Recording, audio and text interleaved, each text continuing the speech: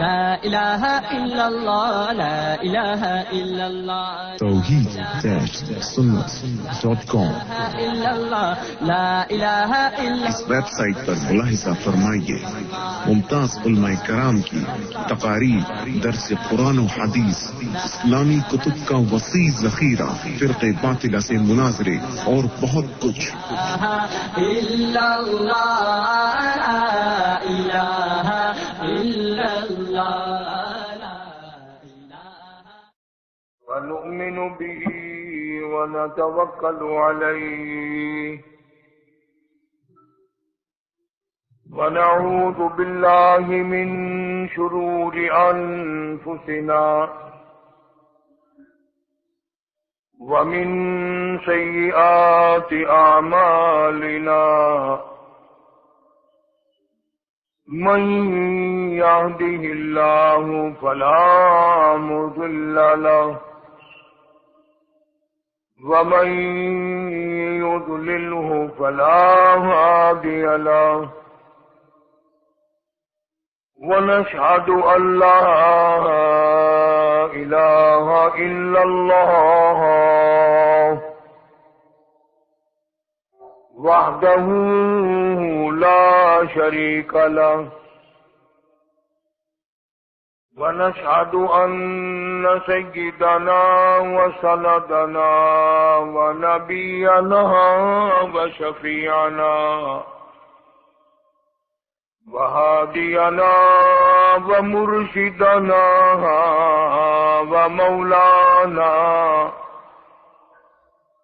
ومولانا محمدا عبده ورسوله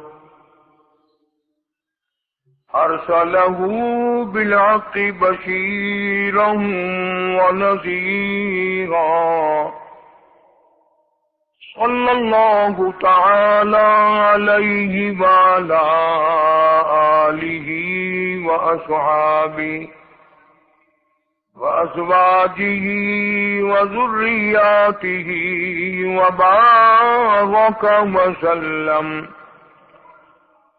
وسلم تسليما كثيرا كثيرا أما بعد فأعوذ بالله السميع العليم من الشيطان الرجيم بسم الله الرحمن الرحيم إنما يريد الله ليذهب عنكم الرجس أهل البيت ويطهركم تطهيرا واذكرن ما يتلى في بيوتكن من آيات الله والحكمة إن الله كان لطيفا خبيرا صدق الله مولانا العلي العظيم وبلغنا رسوله النبي الكريم ونحن على ذلك لمن الشاهدين والشاكرين والحمد لله رب العالمين اللهم صل على محمد وعلى آل محمد كما صليت على إبراهيم وعلى آل إبراهيم إنك حميد مجيد اللهم بارك على محمد وعلى آل محمد كما باركت على إبراهيم وعلى آل إبراهيم إنك حميد مجيد. ریکارڈنگ رانا طیب برائے RMC ملتان پاکستان. گزشتہ جمعے میں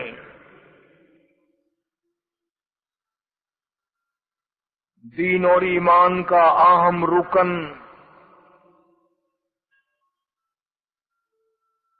نماز کے بارے میں کچھ عرض کیا تھا. اللہ سبحانہ و تعالی قبول فرمائے اور اس کیسٹ کے ذریعے اللہ پاک بے نمازیوں کو نمازی بنائے. ہم سب کے گھروں کو اللہ پاک خیر و برکتوں سے آباد فرمائے. جتنی بیماریاں ہیں، جتنی پریشانیاں ہیں، یا اللہ سب مسلمانوں کی دور فرما. سب کو آخرت میں مرتے وقت ایمان کی دولت عطا فرما. اس سے پہلے ایک عنوان شروع کر رکھا تھا، بنا کے رسول کریم صلی اللہ علیہ وسلم.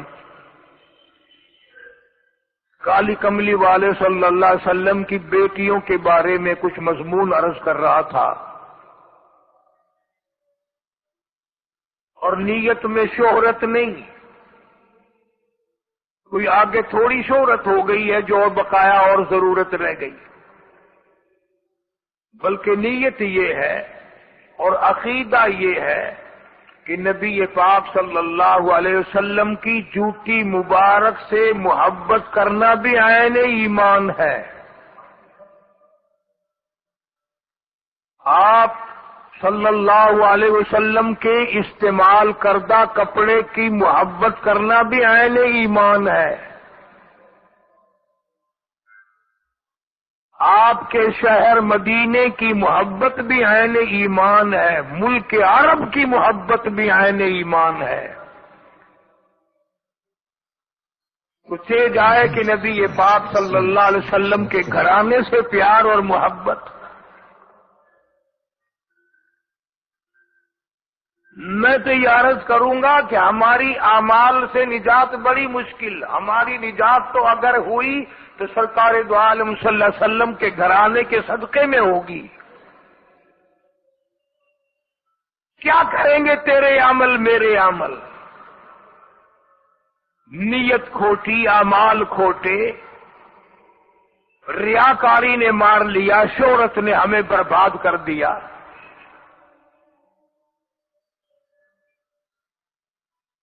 بڑی عجیب بات کہی ہمارے بارے میں مجذوب نے.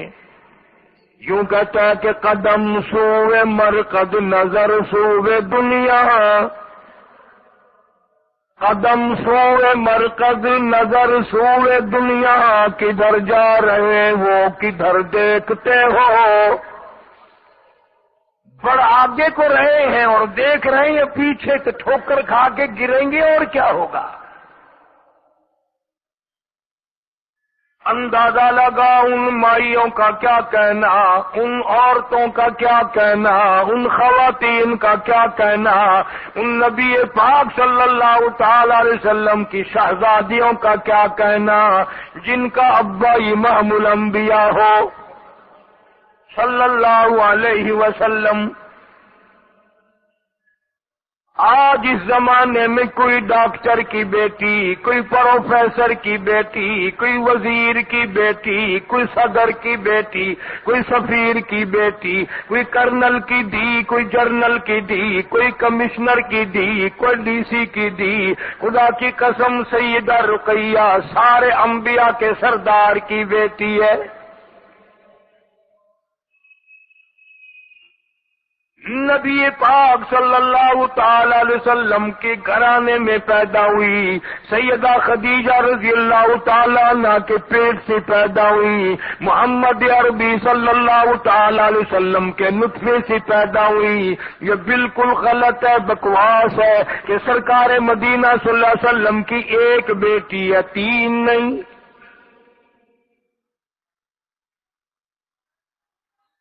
سیدہ رقیہ رضی اللہ تعالی عنہ اپنے ابا سے بڑا پیار کرتی تھی، بڑی محبت فرمایا کرتی تھی، بڑی خدمت کیا کرتی تھی، اور ابا کو بھی سیدہ رقیہ رضی اللہ تعالی عنہ سے بڑا بے تحاشا پیار ہے. اتنی حسین تھی، اتنی خوبصورت تھی کہ پیغمبر صلی اللہ تعالی علیہ وسلم کے گھرانے میں سیدہ رقیہ رضی اللہ تعالی عنہ سے زیادہ حسین کوئی نہیں تھا. عابدہ تھی، زاہدہ تھی، نمازی تھی، قرآن مجید کا بڑا شوق رکھتی تھی، ہر وقت اللہ اللہ کیا کرتی تھی، نبی پاک صلی اللہ تعالی علیہ وسلم کی خدمت گزاری کیا کرتی تھی۔ اندازہ لگاؤ اس بیٹی کا کتنا اونچا مرتبہ ہوگا جس کے سر پہ امام الانبیاء صلی اللہ علیہ وسلم کا لاکھوں مرتبہ ہاتھ پھیراؤ۔ سیدہ رقیہ رضی اللہ تعالیٰ عنہ کو رحمت کائنات صلی اللہ تعالیٰ علیہ وسلم نے ہزاروں مرتبہ اپنی گودی میں لے کر پیار فرمایا، گود میں لیا کرتے تھے، کندھوں پہ سوار کیا کرتے تھے، اپنے ہاتھوں سے روٹی پانی کھلایا کرتے تھے۔ کس قدر خوش نصیب ہے وہ مائی جس کا ابا محمد مصطفیٰ صلی اللہ تعالی علیہ وسلم۔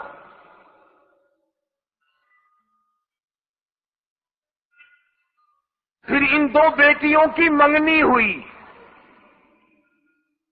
ابو لہب کے بیٹوں سے۔ تاریخی واقعات ہیں، تھوڑا سا عرض کر دوں، جان کے عرض نہیں کرتے، آپ لوگ دین کی معلومات تو کرتے نہیں، اعتراض شروع کر دیتے ہیں۔ اچھا جی، نبی نے کافروں کو رشتے دے دیے تھے؟ اعتراض کے بغیر تم تو نہ نبی کو چھوڑو، نہ خدا کو چھوڑو، نہ باپ کو معاف کرو، نہ ماں کو معاف کرو۔ تمہارے پلے ہے کیا سوائے اعتراض کے، تنقید کے؟ یوں ہی تنقید کرتے کرتے مر جاؤ گے، جب قیامت میں اٹھو گے تمہارے پلے برائی کے سوا کچھ نہ ہوگا۔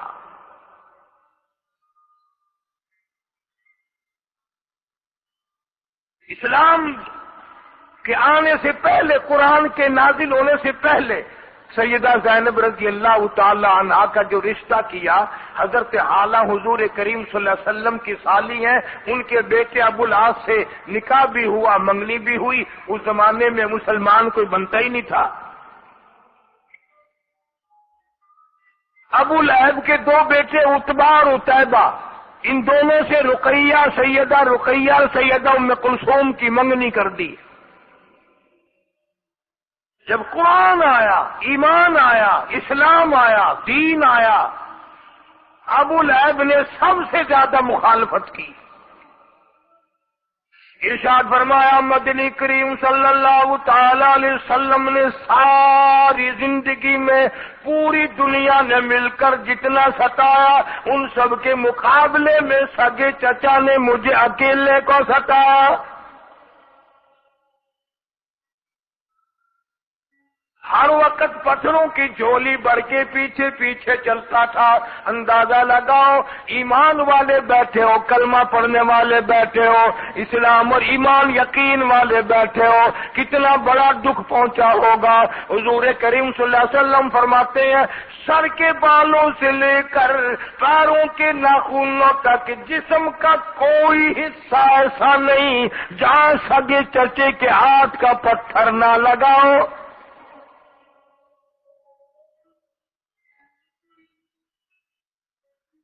ابو لہب نے اپنے بیٹوں سے کہا کہ جاؤ تم جواب دے کے آؤ محمد صلی اللہ علیہ وسلم کی لڑکیوں کو، ہم نہیں لیتے۔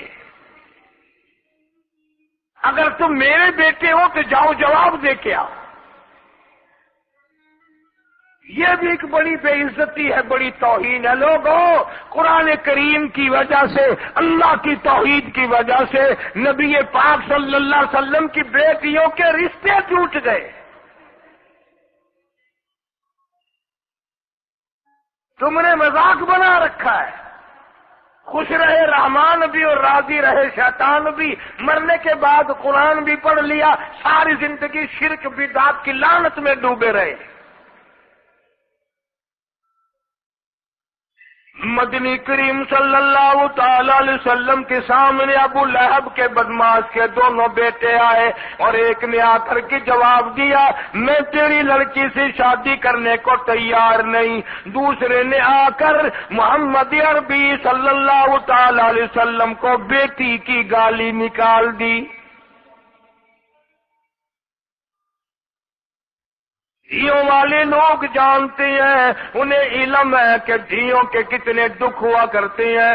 محمد کریم صلی اللہ تعالی علیہ وسلم کا دل دکھا، آپ کے دل پر اثر ہوا، اور جس نے گالیاں دی برداشت نہ ہو سکی، رحمت کائنات صلی اللہ تعالی علیہ وسلم نے جھولی پھیلا دی، الہی اس نے مجھے انہوں نے پتھر مارے، میں نے اف نہ کی، انہوں نے مجھے دھکے دیے، میں نے اف نہ کی، انہوں نے رات کو مارا، دن کو مارا، میں نے اف نہ کی، میرا سارا بدن لولوان کیا، میں نے اف نہ کی، اس ظالم نے مجھے میری بیٹی کو گالی دی، مولا اس پہ کوئی کتا مسلط فرما دے۔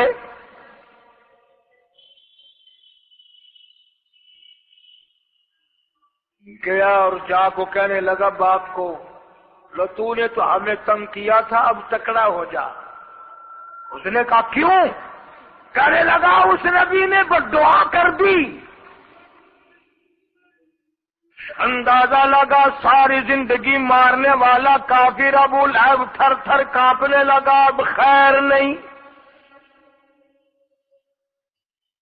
ملتان کے مسلمانوں کبھی تو اپنے گریبان میں جھانک کر دیکھو، کبھی تو اپنے پلے میں منہ چھپا کر دیکھو، اتنا بڑا عظیم کافر، دین کا دشمن، قرآن کا دشمن، اللہ کی توحید کا دشمن، نبی کا دشمن، نبی کے گھرانے کا دشمن، لیکن اس کو بھی اتنا یقین ہے نبی نے بد دعا نکال دی، میرا بچہ بچنا بڑا مشکل ہے۔ کبھی ہم نے بھی پرواہ کی؟ قرآن کی بد دعا سے بچنے کے لیے، نبی پاک صلی اللہ علیہ وسلم کی بد دعا سے بچنے کے لیے کبھی ہم نے بھی سوچا؟ ملک شام میں تجارت کے لیے ابو لہب جانے لگا، بیٹے کو ساتھ لے گیا۔ شام ہوئی، راستے میں ڈیرا لگا، قیام کیا، سارے قافلے کو اکٹھا کر کے کہنے لگا ابو لہب تمہیں معلوم ہے میرے بیٹے کو اس نبی نے بد دعا دے رکھی ہے، ہم نے اس کی بیٹیوں کے رشتوں سے جواب دیا، یاد رکھو میرے بچے کو ایسی جگہ سواؤ رات کو جو کسی کو پتہ نہ چلے۔ چاروں طرف قافلے والے لوگ سو گئے، سامان کا ٹلہ ٹبا سا بنا کر اس پر اوپر جا کر کے اس کو سلایا۔ اللہ پاک جل شانو نے جنگل کے شیر کو حکم دیا، اس کمبخت نے میرے محبوب کریم صلی اللہ تعالی علیہ وسلم کا دل دکھایا، اس نے میرے محبوب کریم صلی اللہ علیہ وسلم کی بیٹی کو گالی دی، اس کو چیر پھاڑنا تیرا کام ہے۔ شیر آیا، چاروں طرف لوگ سوئے ہوئے ہیں، شیر حیران کھڑا ہے، الہی یہ تو کتنے ہی سوئے پڑے ہیں، مجھے کیا معلوم ہے ان میں سے وہ کون سا ہے، کہیں ظلم نہ ہو جائے، کسی اور پہ میں حملہ نہ کر دوں، میرا نشانہ کوئی اور نہ بن جائے، قیامت میں مجھے عذاب بھگتنا پڑے گا۔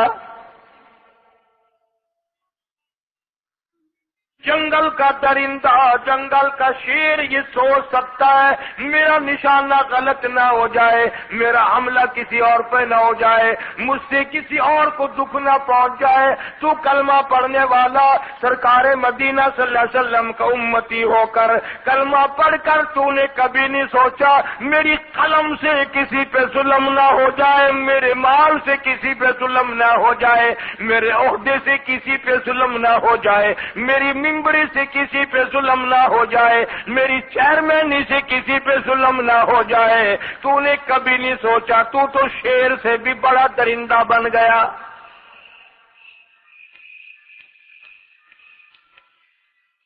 شیر کو پتا ہے کہ قیامت آئے گی، تجھے یقین ہی نہیں قیامت پہ، تیرا قیامت پہ ایمان ہی نہیں۔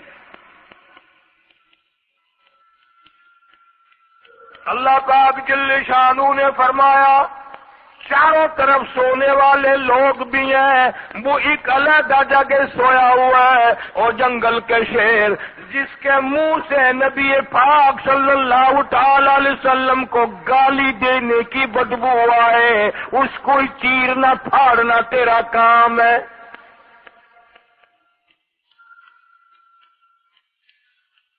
پتہ چلا جو محمد عربی صلی اللہ علیہ وسلم کو گالیاں بکے گا اس کے منہ سے کوئی خاص بدبو آئے گی۔ شیر پھر بھی کھڑا ہے، الہی مجھے کیا معلوم کہ وہ کون سا ہے، کس کس کا منہ سونگوں۔ شیر ابھی منہ سونگتا پھر رہا تھا، لوگوں کے اوپر سے ہوا آئی اور ہوا نے بتا دیا دین نبی کا دشمن ادھر ہے۔ شیر نے چھلانگ لگا کر اوپر جا کے جو سونگا، واقعی نبی پاک صلی اللہ تعالی علیہ وسلم کو گالی دینے کی بدبو آئی۔ شیر نے اسے چیر مارا، پھاڑ کر پھینک دیا۔ عرض کر رہا تھا ٹھیک ہے محمد مصطفیٰ صلی اللہ علیہ وسلم کا معجزہ ہے، لیکن سبب تو سیدہ رقیہ بنی، سبب تو سیدہ ام کلثوم رضی اللہ تعالیٰ عنہا بنی، اور نبی پاک کی بیٹیوں کی اتنی بڑی عزت ہے، اتنی بڑی عزت ہے، ساری دنیا کی بہنوں کی آبرو، ساری دنیا کی بیٹیوں کی آبرو، ساری دنیا کی ماؤں کی آبرو، سارے جہان کی عورتوں کی عزت کو ایک طرف رکھو، خدا کی قسم سیدہ رقیہ کے پیر مبارک سے اڑی ہوئی خاک پہ قربان ہو سکتی ہیں ساری آبرو۔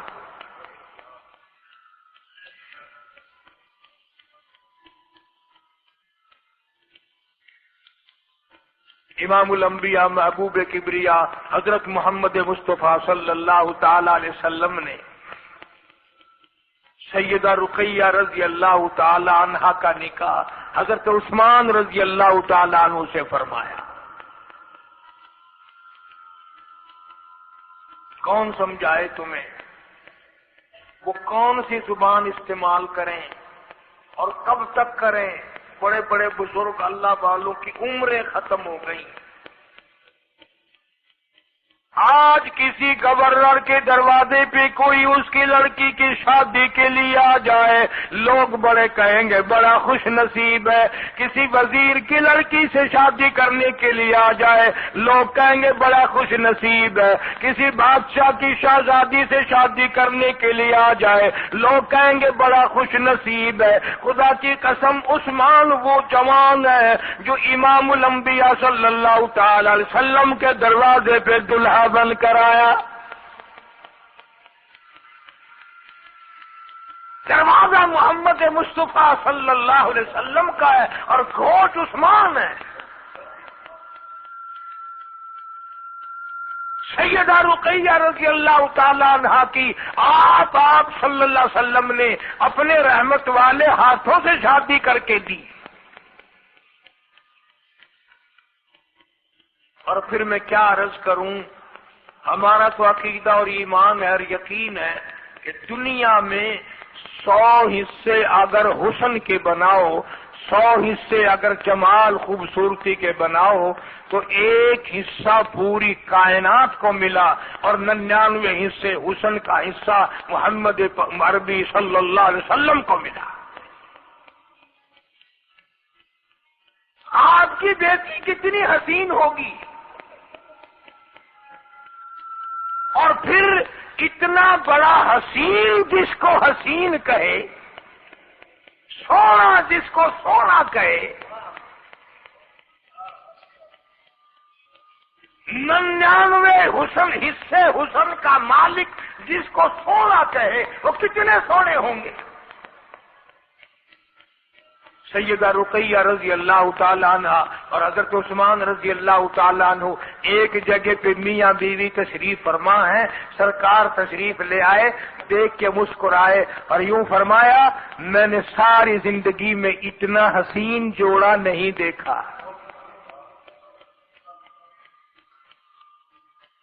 تیری میری بات نہیں، کسی گورنر وزیر بادشاہ کی بات نہیں، یہ میں اس محبوب کائنات صلی اللہ علیہ وسلم کی بات کر رہا ہوں جس کے بارے میں میرا عقیدہ ہے، تیرا بھی ہوگا، کہ اگر سرکار پیدا نہ ہوتے یہ جہان ہی نہ بنتا۔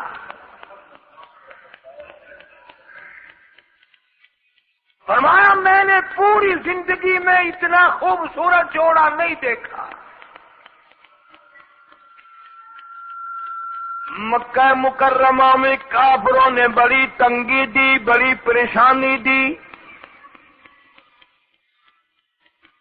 شعب ابی طالب کے زمانے میں، شعب ابی طالب میں نے نام لیا، آپ لوگوں کے پلے تو کچھ پڑا ہی نہیں۔ مکے کے لوگوں نے جب سارے دشمن ہو گئے، پہاڑ، دونوں پہاڑوں کے درے میں بیچ میں آپ کو اور آپ کے غلاموں کو، صحابہ کرام کو اور آپ کے گھر والوں کو قید کر دیا تھا۔ 2.5 برس تک قید رہے، نہ کھانا ملا نہ پانی ملا۔ مول آٹا بیچنے کی بھی کافروں نے ممانعت کر رکھی تھی، پانی بھی نہیں ملتا تھا۔ مالک کائنات کی قسم، سیدہ رقیہ رضی اللہ تعالیٰ عنہا کالی کملی والے صلی اللہ علیہ وسلم کی وہ پیاری بیٹی ہے جس نے 2.5 برس تک درختوں کی پتے چبا چبا کر خدا کا قرآن پڑھا۔ اتنی زبردست بھوک اٹھائی، خود سیدہ خدیجہ رضی اللہ تعالیٰ عنہ فرماتی ہیں بھوک کی وجہ سے میری بچیوں کی آواز تک نکلنی بند ہو گئی۔ اتنی مصیبت، اتنی تکلیف، اتنی پریشانیاں اٹھائی ہیں۔ اس پر بھی بس نہیں، حبشے کی طرف ہجرت فرمائی۔ خود مدنی کریم صلی اللہ علیہ وسلم نے رخصت فرمایا، 84 مرد عورت حضور نے رخصت فرمائے۔ سیدہ رقیہ رضی اللہ تعالیٰ عنہ، سیدنا عثمان رضی اللہ تعالیٰ عنہ، دونوں میاں بیوی کو حبشے کی ہجرت کے لیے سرکار مدینہ صلی اللہ علیہ وسلم 2-3 میل تک باہر مکے سے رخصت فرمانے کے لیے تشریف لے گئے۔ تیری بیٹی خطرے میں سونا بچائے گی، چاندی بچائے گی، اچھے کپڑے بچائے گی، اولاد کی حفاظت کرے گی، روپے پیسے کی حفاظت کرے گی، دھن دولت کی حفاظت کرے گی۔ رقیہ مبارک ہو، امام الانبیاء صلی اللہ علیہ وسلم کی لخت جگر ہو کر تو مکہ چھوڑ کر، ابا امی کو چھوڑ کر تو حبشے کی طرف ایمان بچانے کے لیے ہجرت فرما رہی ہے۔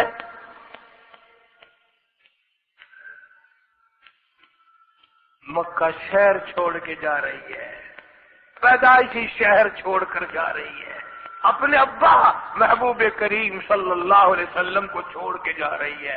اور اس موقع پہ اگر آپ کا دماغ حاضر ہے، طبیعت حاضر ہے، تو ایک ایسا لفظ فرمایا محمد عربی صلی اللہ علیہ وسلم نے، خدا کی قسم اس لفظ سے بھی پیار کرو گے میرا ایمان نجات ہو جائے گی۔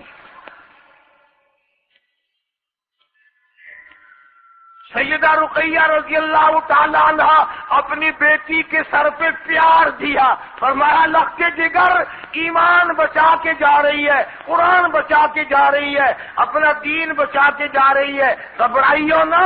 اور حضرت عثمان سے فرمایا ہے عثمان، حضرت ابراہیم علیہ السلام کے بعد پوری جب سے دنیا آباد ہوئی، ایمان یقین کے لیے وطن چھوڑ کر جانے والا تو پہلا آدمی ہے۔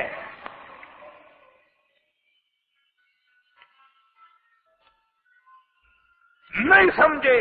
یعنی آدم علیہ السلام سے لے کر آج تک حضور فرماتے ہیں صلی اللہ علیہ وسلم، عثمان مبارک ہو کہ میری بیٹی تیری ساتھ ایمان کے لیے ہجرت کر کے جا رہی ہے۔ اور غور کرو، سیدہ زینب رضی اللہ تعالی عنہا نے بھی ہجرت فرمائی، مگر ایک سیدہ ام کلثوم رضی اللہ تعالی عنہا نے بھی ہجرت فرمائی، یہ بھی آپ کی بیٹی ہے، مگر ایک ہجرت سیدہ فاطمہ الزہرا رضی اللہ تعالی عنہا نے بھی ہجرت فرمائی، مگر ایک بے شمار صحابہ کرام وہ ہیں جنہوں نے ایک ہجرت فرمائی۔ ایک کا مطلب سمجھ لو مکے سے مدینے گئے، اور سیدہ رقیہ نے 2 ہجرت کی، مکے سے حبشہ گئی اور حبشے سے مدینے آئی۔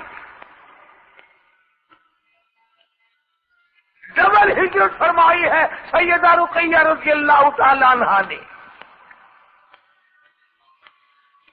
پہلی ہجرت کے وقت میں رخصت فرمانے والے خود نبی پاک صلی اللہ علیہ وسلم کی ذات اقدس ہے۔ اور جب یہ حضرات حبشے میں پہنچے، مکے والوں کو پتا چلا کہ وہ اتنے مرد اور اتنی عورتیں، اور ان میں ایک نبی کی بیٹی بھی اپنی جان بچا کر، ایمان بچا کر، دین بچا کر دوسرے ملک میں چلے گئے۔ انہوں نے مشورہ کیا مکے کے بڑے بڑے کافروں نے، اور مشورہ کر کے پھر ایک قافلہ تشکیل دیا۔ ایک قافلہ تیار ہوا کہ وہاں جاؤ اور ان سے واپس لاؤ، پکڑ کے ان کو ماریں گے۔ ان کی جان بچ گئی، ہمارے ہاتھوں سے نکل گئے۔ تمہیں کیا معلوم ہے اس وقت میں ایمان یقین کے لیے کلمہ پڑھنے کے بعد کتنی سزا ملتی تھی؟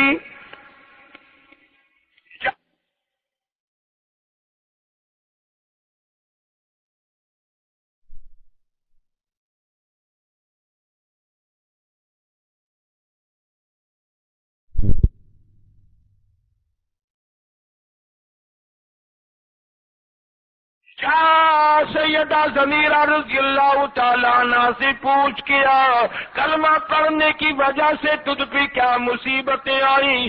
جا سیدہ سمیہ رضی اللہ تعالیٰ عنہ سے مجھے 5 روپے کیوں نہیں دیے؟ تو چمچے کڑچھوں کا تو زیادہ خیال کرنا پڑتا ہے۔ نجاشی کے جتنے درباری تھے، جتنے چوکیدار تھے، ان کو بھی بڑا لیا دیا کہ بادشاہ سے ملاقات کراؤ اور کچھ ان کو ذرا کہو کہ یہ بہت بڑے لوگ ملنے آئے ہیں، مکے کا وفد آیا ہے۔ انہوں نے بڑا انتظام کیا، بڑے خوش ہوئے، کھانے کا سامان ملا، روپیہ پیسہ ملا، بادشاہ نے طلب کر لیا، جا پہنچے۔ مکے والے کہنے لگے تیرے ملک میں ہمارے ملک مکے سے کچھ بگوڑے آئے ہیں، کچھ بے عزت لوگ آئے ہیں، غریب لوگ آئے ہیں، ہمارا مال کھا کر آئے ہیں، وہ تو تیرے یہاں تیری پناہ لے لیا، تیرے ملک میں موجود ہیں۔ ہم بڑے بڑے سرداروں نے بھیجا ہے، مکے والوں نے ہمیں بھیجا، ہم یہ سب کے قلم دستخط لے کے آئے ہیں، تو پھر طائف لے کر آئے ہیں۔ وہ جتنا مکے والا قافلہ پہلے آیا جن کو مسلمان کہتے ہیں ہمارے حوالے کرو، ہم واپس لے کے جائیں گے، ماریں گے ان کو، چمڑے ادھیڑیں گے ان کے، انگاروں پہ لٹائیں گے، بڑی بڑی سزائیں دیں گے، جان بچا کر آ گئے۔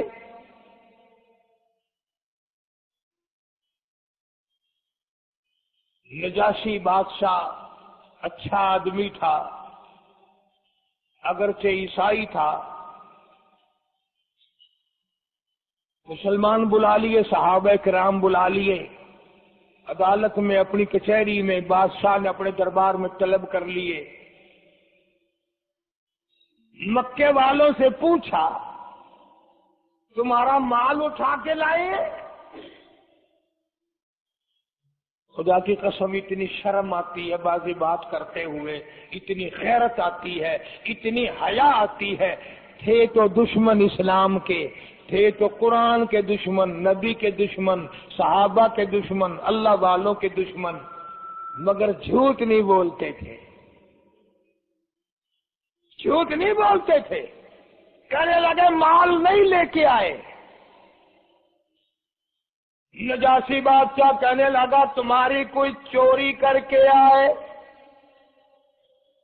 نگر نہیں، کوئی چوری کر کے بھی نہیں آئے۔ پھر کیا بات ہے؟ کہنے لگے یہ بے دین ہو گئی ہیں، انہوں نے ایک نیا دین اختیار کیا ہے، ہم ان کو مارتے ہیں تاکہ ان کو سیدھا کریں. انہوں نے ایک نبی بنا رکھا ہے، اس کا کلمہ پڑھتے ہیں، سارے جہان کو غلط کہتے ہیں اور اپنے آپ کو صحیح کہتے ہیں. نجاشی کہنے لگا پھر یہ تو ان کا اپنا فعل ہے، تمہیں کیا تکلیف ہے، تم کیوں آئے، تمہارے ذمہ کیا مصیبت پڑ گئی؟ ارے یہ جان بچا کر، اپنا جو کچھ تھا بچا کر بچارے دوڑتے مرتے کھپتے میرے ملک میں آ کے پناہ لی ہے، تمہیں کیا تکلیف ہے؟ اب ماری ہے گولی نجاشی کو انہوں نے. کہنے لگے تمہیں پتہ نہیں ہے یہ عیسیٰ علیہ السلام کو نہیں مانتے، یہ عیسیٰ علیہ السلام کو نہیں مانتے. جیسے ہمارے یہاں جب کسی بڈیرے سے، کسی ذمہ دار سے، کسی سے کام لینا ہو نا، پھر رات کو جا کہتے ہیں فلانا بندہ ہے نا، کہ جی ہاں الیکشن ویلے تھوڑی بڑی مخالفت کی تھی انہیں، تو کو ووٹ نہ پائے تھوڑے نال ودا رہ گیا، اسا قسم چکنے تو کو ووٹ انہیں نہیں دیتا، ان کے سارے خاندان نے ووٹ نہیں پایا. بلو آدھا اچھا ول میں ہوں لے دائیں نہ کو.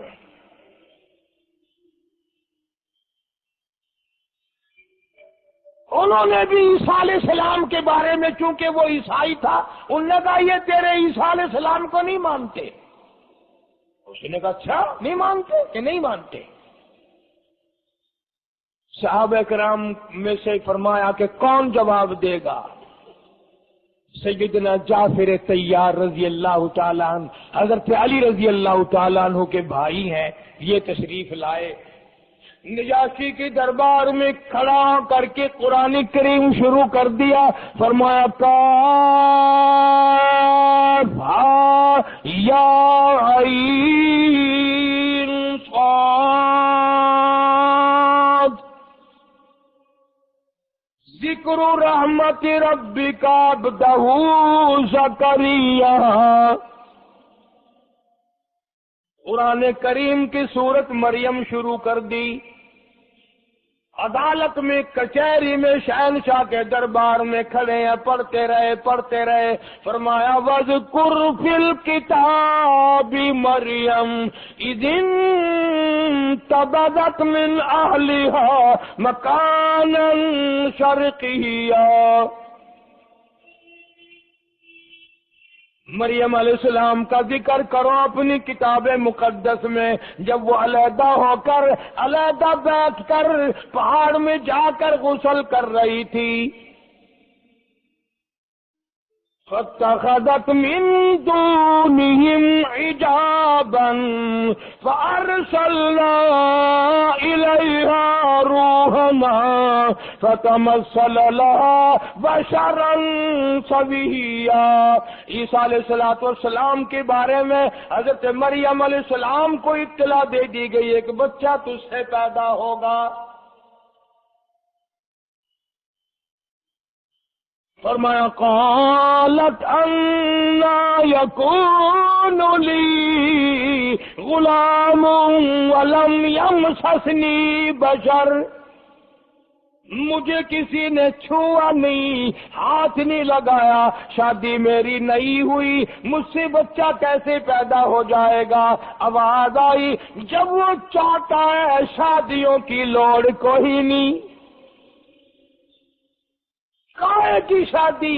آدم علیہ السلام کا باپ نہیں، ماں نہیں، حضرت حوا علیہ السلام کا باپ نہیں، ماں نہیں، اور تیری ماں تو ہے. میں عیسیٰ علیہ السلام کو بغیر باپ کے پیدا کر دوں تو میری ذات کے لیے کون سا مشکل ہے؟ جعفر طیار رضی اللہ تعالیٰ عنہ نے تقریر فرمائی، اور بادشاہ ہم کمزور ہیں، ہم غریب ہیں، مالدار نہیں. اللہ نے ایک نبی پاک صلی اللہ علیہ وسلم ہم میں سے بھیجا، مکے والوں میں سے بھیجا، قریش والوں میں سے بھیجا. اس نے ہمیں حرام و حلال کی تمیز بتائی، مردار کھانا حرام بتایا، شراب پینا حرام بتایا، کسی کو گالی دینی ناجائز بتائی، کسی کو قتل کرنا حرام بتایا، کسی پہ ظلم کرنا حرام بتایا. اللہ کا قرآن دیا، نبوت عطا فرمائی، اللہ کی توحید عطا فرمائی. ان کا خیال تو یہ تھا کہ ہماری یہ گولی ایسی لگے گی مذہبی کہ نجاشی ابھی کہے گا پکڑو ان کے حوالے کرو یہ کون ہے. نجاشی قرآن سن کر رونے لگا. صحابی کی زبان ہے، اللہ کا قرآن ہے، بادشاہ نجاشی کا دربار ہے، سارا دربار رونے لگا، نجاشی خود رونے لگا. اور پھر اس نے ایک تنکا اٹھایا لکڑی کا اور یوں اٹھا کر کہنے لگا خدا کی قسم جو اس نے بتایا ہے عیسیٰ علیہ السلام اس سے زیادہ اس تنکے کے برابر بھی زیادہ نہیں ہے. جو انہوں نے بتایا وہی سب کچھ ہے بس. اور جاؤ میں تمہیں کبھی ان کے حوالے نہیں کروں گا، کبھی تم میں یہ پریشان نہیں کریں گے. سارے صحابہ دعائیں مانگ رہے ہیں یا اللہ خیر ہو، الہی خیر ہو، مولا ہماری مدد فرما، الہی نصرت فرما، مولا ملک بھی کافروں کا ہے، یہ واپس لے جانے والے بھی کافر آ گئے، اگر پکڑ کے لے گئے راستے میں ہمارا قیمہ بنائیں گے. چنانچہ عرض اس لیے کر دیا سیدہ رقیہ رضی اللہ تعالی عنہ اسی قافلے میں تھی، اسی مہاجرین کے قافلے میں تھی، حضرت عثمان کے ساتھ تھی. اور پھر جب حضور کریم صلی اللہ علیہ وسلم ہجرت فرما کر مکے سے مدینے تشریف لے گئے تو یہ صحابہ کرام کا سارا قافلہ حبشے سے مدینے آ گیا. ڈبل ہجرت ہو گئی ان حضرات کی. جنگ بدر کے موقع پر یہ بھی آواز ذرا توجہ سے سننے والی بات ہے. بعض لوگ صرف رسالے پڑھ کر، اخبار پڑھ کر، معمولی قسم کی کتابیں پڑھ کر اعتراض کر دیتے ہیں کہ جی جنگ بدر میں تمام صحابہ موجود تھے، حضرت عثمان رضی اللہ تعالی عنہ موجود نہیں تھے. سنی مسلمان علم تو رکھتا نہیں، وہ فوراً مغلوب ہو جاتا ہے. اچھا سارے تھے؟ جی ہاں سب تھے. حضرت علی تھے کہ جی ہاں تھے. صدیق اکبر تھے کہ ہاں تھے. حضرت عمر بھی تھے کہ تھے. سب تھے کیا؟ سب تھے، مگر عثمان نہیں تھے. اچھا اسلام اور کفر کی پہلی جنگ، پہلی لڑائی، اس میں عثمان نہیں ہے. یہ اعتراض کرتے ہیں لوگ، مگر کبھی سوچا تک نہیں کہ جنگ میں جانا ہو، نماز پڑھنا ہو، حج کرنا ہو، زکوٰۃ کرنا ہو، خیرات دینا ہو، دین ایمان کے ساتھ زندگی گزارنی ہو، اصل بنیاد ہے نبی پاک صلی اللہ علیہ وسلم کی اطاعت، فرما برداری. حضور کی غلامی سارا دین ہے، حضور کی غلامی ایمان ہے. جنگ بدر کے موقع پر مدینہ پاک میں سیدہ رقیہ رضی اللہ تعالی عنہا کو چیچک نکل آئی، سخت بیمار ہے. حضرت رقیہ رضی اللہ تعالی عنہا نہایت سخت بیمار ہے. ادھر کفر چڑھ کر آ گیا، اسلام کے مقابلے کے لیے مکے والوں نے چڑھائی کر دی. آپ صلی اللہ علیہ وسلم نے سب کو فرمایا کہ سب چلو لڑائی میں. توجہ کرنا، اب آئی بات. حضرت عثمان کو یوں فرمایا، عثمان ہے جی یا رسول اللہ. بات سن، تو نے نہیں جانا بدر کی لڑائی میں، جنگ میں تو نے نہیں جانا. کیوں؟ میری بچی سخت بیمار ہے، اس کی تیمارداری کرنا، اس کی خدمت کرنا، اس کو سنبھالنا تیری یہ ذمہ داری ہے. جب نبی پاک صلی اللہ علیہ وسلم نے اپنی بیٹی لخت جگر، نور نظر اور جگر کے ٹکڑے کی تیمارداری ذمہ لگائی، عثمان کیسے چلا جائے؟ اور اس کا ایک اور ثبوت میں آپ کو بتاؤں گا. جب بدر فتح ہو گیا، واپس آئے تو سیدہ رقیہ رضی اللہ تعالی عنہا کی قبر پہ مٹی ڈالی جا رہی تھی. یعنی اتنی بیمار تھی، اتنی بیمار تھی، جیسے آپ کو اور ہمیں بعض مرتبہ بعض مریض سے نا امیدی ہو جاتی ہے، ڈاکٹر کو بلاتے ہیں پر گھر والے کہتے ہیں چلو اتمام حجت ہے، بچتا نہیں ہے۔ نبی پاک صلی اللہ علیہ وسلم سے بڑا ڈاکٹر اس کائنات میں کون آئے گا؟ کون آئے گا؟ آپ کو یہ اندازہ ہو گیا تھا کہ میری بچی بچے گی نہیں، سخت بیمار ہے، بڑی تکلیف ہے، اس لیے عثمان غنی رضی اللہ تعالیٰ عنہ کو چھوڑا کہ یہ آخری وقت میں ممکن ہے دفن کفن بھی پیچھے ہی ہو جائے، بیماری بھی ہے، تکلیف بھی زیادہ ہے۔ جب حضور کریم صلی اللہ علیہ وسلم مدینہ پاک میں تشریف لائے اور آپ نے دیکھا مسجد نبوی میں کوئی نہیں، پوچھا کہاں گئے؟ بتایا گیا سارے جنت البقیع میں ہیں، سیدہ رقیہ رخصت ہو گئی رضی اللہ تعالی عنہ۔ جو بیٹی اتنی حسین تھی، اتنی خوبصورت تھی، جس نے ایمان اور یقین کے لیے 2 مرتبہ ہجرت کی، درختوں کے پتے چبائے قرآن کے لیے، اللہ کی توحید کے لیے، بڑے بڑے دکھ اٹھائے، وہ بچی فوت ہو گئی، قبر میں اتاری جا رہی ہے، مٹی ڈالنے کی تیاری ہو رہی ہے۔ یہاں سے دوڑا ایک صحابی، ذرا ٹھہرو، محمد کریم صلی اللہ علیہ وسلم تشریف لے آئے، حضور تشریف لے آئے۔ آپ صلی اللہ علیہ وسلم نے خود اپنے رحمت والے ہاتھوں سے قبر پہ مٹی ڈالی۔ صحابہ کہتے ہیں حضور نے رو دیا، بیٹی رقیہ اسلام ایمان کے لیے بڑے دکھ اٹھائے، بڑی پریشانیاں اٹھائی ہیں میری بیٹی تو نے، اور آج تو اللہ کے یہاں جا رہی ہے، اللہ کے یہاں میں تجھے اپنے ہاتھوں سے رخصت کر رہا ہوں، مبارک ہو تجھے، تو نے اسلام ایمان کے لیے بڑے دکھ اٹھائے ہیں۔ اور پھر بدر میں چونکہ فتح ہوئی تھی، بدر میں مال غنیمت ملا تھا، اب غنیمت کا مال اس کو ملتا ہے جو جنگ میں جہاد میں شریک ہو۔ حضور اکرم سب کہہ دو صلی اللہ علیہ وسلم نے حضرت عثمان کو بدر کا مال غنیمت برابر کا حصہ دیا، مال غنیمت کا حصہ دیا، فرمایا میں تجھے تو میری بچی کی جو خدمت کر رہا تھا، میں تجھے بدر میں شریک سمجھتا ہوں،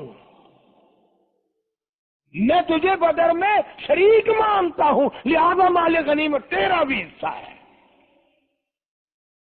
امام الانبیاء محبوب کبریا حضرت محمد مصطفیٰ صلی اللہ تعالی علیہ وسلم کے خاندان کے بارے میں قرآن کہتا ہے انما یرید اللہ،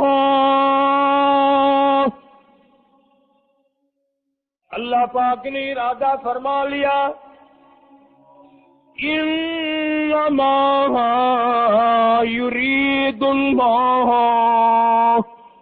لِيُذْهِبَ عَنْكُمُ الرِّجْسَ أَهْلَ الْبَيْتِ، اللہ پاک نے فیصلہ کر دیا، اللہ پاک نے ارادہ فرما لیا محمد عربی صلی اللہ تعالی علیہ وسلم کے سارے گھرانے کو پاک کر دینے کا، ہر طرح کی پلیتی سے، دنیا کے گناہوں سے پاک، شرک کی پلیتی سے پاک، بدعتوں سے پاک، تمام گناہوں سے پاک۔ انما یرید اللہ لیذہب عنکم الرجس اہل البیت، فرمایا میرے محبوب کریم صلی اللہ تعالی علیہ وسلم، میں نے آپ کے سارے گھرانے کو، خاندان کو پاک کر دیا، اس میں سیدہ رقیہ بھی آ گئی، ام کلثوم بھی آ گئی، اس میں سیدہ زینب بھی آ گئی، سیدہ فاطمہ الزہرا رضی اللہ تعالی عنہن اجمعین آ گئی، ساری ازواج مطہرات آ گئی، میرے آقا کا سارا گھرانہ آ گیا۔ فرمایا انما یرید اللہ لیذہب عنکم الرجس اہل البیت، وَيُطَهِّرَكُمْ تَطْهِيرًا، میں نے پاک کر دیا۔ دنیا ان کے پیچھے کتنے الزام لگائے، بہتان لگائے، کتنی بکواس کرے، میں خدا جو پاک کر چکا ہوں، قریب کوئی چیز آ سکتی نہیں۔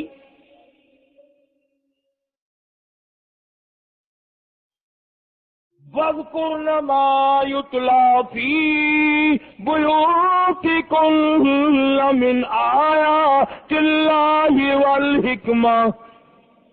میرے محبوب کریم صلی اللہ علیہ وسلم اس قرآن پاک میں تلاوت کرتے جاؤ، بتاتے جاؤ میری کتنی حکمتیں ہیں، میرے کتنے اسرار ہیں، میرے اس قرآن میں کتنے راز ہیں۔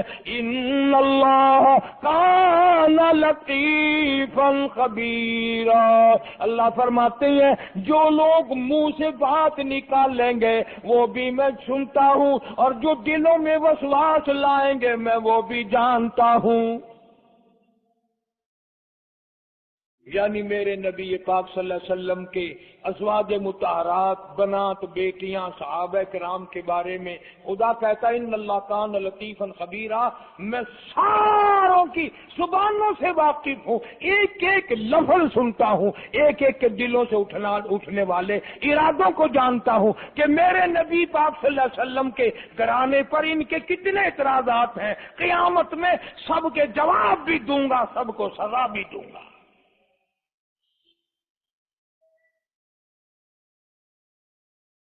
بڑا عجیب گھرانہ ہے یہ، اندازہ تو لگاؤ اس در کے بارے میں تمہیں کیا بیان کر سکتا ہوں جہاں جبریل غلامی کرے۔ میں اس دروازے کے بارے میں تمہیں کیا کہہ سکتا ہوں جہاں ملائکہ قطار در قطار ہزاروں آ کر سلام کرتے ہوں۔ مسلمانوں جن کے گھروں میں پورا قرآن اترا ہو، ان بچیوں کا کیا کہنا، اس نبی پاک صلی اللہ علیہ وسلم کے گھر والیوں کا کیا کہنا جن کے گھر میں قرآن اترا ہو۔ ان سارے گھر والوں سے پیار کرنا، محبت کرنا، اطاعت کرنا عین ایمان ہے۔ جو آدمی اپنی بیٹی، اپنی پوتی، اپنی نواسی، اپنے گھر کے کسی بچی کا نام اس نیت سے رکھے پیغمبر خدا صلی اللہ علیہ وسلم کی بیٹیوں کا پیار میں کہ میرے نبی کی بیٹی کا یہ نام ہے، خدا کی قسم اس پر بھی بہت بڑا اجر ملے گا۔ نام رکھنا تو کوئی عبادت نہیں، لیکن اس نیت سے عبادت ہو جائے گا۔ اسی طرح سے ازواج مطہرات رضی اللہ تعالیٰ عنہن اجمعین کا اتنا اونچا مقام ہے، اتنا، اور جن کے بسترے میں قرآن آیا ہو کیا کہنا ان کی شان کا، جن کے گھر میں قرآن اترا ہو، سخاوت ان کے گھر کی ہو، اور شہادت جن کے گھر کی ہو، عدالت جن کے گھر کی ہو، نبوت جن کے گھر میں ہونے، اور کیا چاہیے۔ فاقے انہوں نے کاٹے، بھوک انہوں نے دیکھی، بدقسمتی سے آج نبی پاک صلی اللہ علیہ وسلم کے گھرانے سے ہمیں محبت نہیں رہی، ہمیں پیار نہیں رہا۔ فلمی کنجریوں کے نام ہم اپنی بچیوں کے رکھتے ہیں، ناچنے والی، ڈانس کرنے والی، گیت گانے والی کنجریوں کے نام ہم اپنی بچیوں کے رکھتے ہیں۔ ہمیں ان سے پیار ہے، نبی پاک صلی اللہ علیہ وسلم کی بیٹیوں سے پیار نہیں، ازواج مطہرات سے محبت نہیں۔ اس گھر سے تعلق ہو تو ایسا ہو ہی نہیں سکتا۔ تقوی میں نرالی تھی سیدہ رقیہ، یوں آتا کتابوں میں کہ ہر وقت تقریباً نماز پڑھتی تھی، بڑی خاموش طبیعت کی تھی، اور نبی پاک صلی اللہ علیہ وسلم جب سیدہ رقیہ کو دیکھتے فوراً مسکرا دیا کرتے تھے، فوراً مسکراتے تھے سیدہ رقیہ رضی اللہ تعالیٰ عنہا کو دیکھ کر، اور جس کی قبر کے پہ مٹی ڈالتے ڈالتے خود نبی پاک صلی اللہ علیہ وسلم نے رو دیا۔ کتنا دکھ پہنچا ہوگا، کتنی تکلیف پہنچی ہوگی۔ یہ مختصر سی میں نے معروضات عرض کر دی۔ اللہ سبحانہ و تعالی نبی پاک صلی اللہ علیہ وسلم کے سارے گھرانے کے صدقے میں میری تمہاری نجات فرمائے۔ اللہ پاک ہم سب کی اولاد کو علم دین عطا فرمائے، اور نبی پاک کے شہر سے، ملک سے، دین سے، ایمان سے، خاندان سے، ہر چیز سے محبت ہو، ہر چیز سے پیار ہو، ہر چیز ہمارے دلوں میں محبت کے طور پر جاگزی ہو۔ وآخر دعوانا ان الحمدللہ رب العالمین۔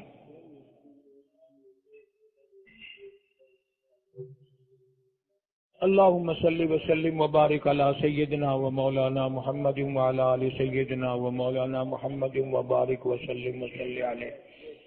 یا اللہ سب کی پریشانیوں کو دور فرما۔ بھئی صبح سے کئی لوگ آئے ہیں، لوگوں کا کچھ اعتقاد ہے، کچھ ذہن بن گیا کہ وہاں جو دعا کی جاتی ہے، میں تو اس قابل نہیں، آپ لوگوں میں سے پتہ نہیں کون نیک آتا ہے۔ صبح بھی کچھ ساتھی آئے تھے میرے بہاڑی کے علاقے سے، وہ قتل کے سلسلے میں پریشان ہے، اللہ تعالیٰ ان کی غیب سے امداد فرمائے۔ اور ایک اور ساتھی ہے، وہ کہتا ہے میرا بھائی جیل میں ہے، اللہ تعالیٰ مصیبت زدہ کی مصیبت کو دور فرما۔ اور کافی سارے ساتھی دوست بچے بچیوں کے رشتے ناتوں کے سلسلے میں پریشان ہیں، اللہ تعالیٰ ان کو اچھے گھر اچھے بر عطا فرمائے۔ اللہ پاک ہم سب کی پریشانیوں کو دور فرما، مشکلوں کو آسان فرما۔ یا اللہ ہم سب پر اپنا کرم و فضل فرما، سب بیماروں کو شفا عطا فرما، سب کے دکھ دردوں کو دور فرما، سب کی تلخیوں کو راحتوں سے تبدیل فرما۔ یا اللہ کلمہ اور ایمان والی موت عطا فرما، کاروبار میں، روزی رزق میں، فصل میں خیر و برکت عطا فرما۔ الہ العالمین سارے پاکستان کی حفاظت فرما، عالم اسلام کی حفاظت فرما۔ یا اللہ میں نہیں جانتا کہ جتنے مرد عورت آئے ہوئے ہیں ان سب کی جھولیاں بھر دے۔ یا اللہ ان سب کی مشکلوں کو آسان فرما۔ جن لڑکوں نے لڑکیوں نے امتحان دیے ہوئے ہیں، پرچے دیے ہوئے ہیں، اللہ تعالیٰ ان کو کامیاب فرمائے، اللہ تعالیٰ ان کی محنت کو قبول فرمائے اور اپنے فضل و کرم سے ان کو اچھے نمبروں سے پاس فرما۔ سب کالج سکول کے بچے بچیوں کو نمازی بنا۔ یا اللہ ہم سب مسلمانوں کو سچا مسلمان پکا دیندار بنا، اعمال صالح اخلاق حسنہ کی توفیق عطا فرما۔ میرے مسجد کے جتنے خدمت گزار ہیں اللہ تعالیٰ دو جہان میں خیر و برکت عطا فرما۔ ربنا آتنا فی الدنیا حسنۃ وفی الآخرۃ حسنۃ وقنا عذاب النار۔ صلی اللہ علی حبیبہ محمد وآلہ وصحبہ اجمعین برحمتہ۔ 2-10-87 کو لا الہ الا اللہ لا الہ الا اللہ توحید-سنت.com الا اللہ لا الہ الا اس ویب سائٹ پر ملاحظہ فرمائیے ممتاز علماء کرام کی تقاریر، درس قرآن و حدیث، اسلامی کتب کا وسیع ذخیرہ، فرقے باطلہ سے مناظرے اور بہت کچھ۔ الا اللہ